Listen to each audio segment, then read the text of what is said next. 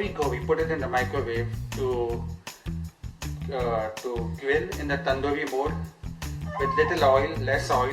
It's not deep fried, but when you see the outcome, it's fantastic. Don't talk. Okay, 1 minute. Fish sound plastic. What is the fish, Pandu?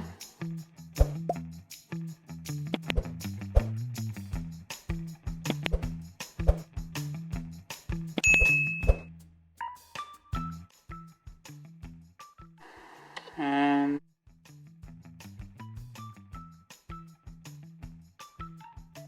fish is going to cook and it's going to be yummy.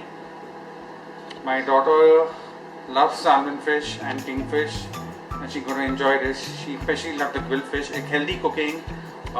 It's not deep fried, less oil, less salt, few spices. I didn't use fish masala but I used meat masala. So it's not too spicy and hard hitting for her. So let's see how the fish goes.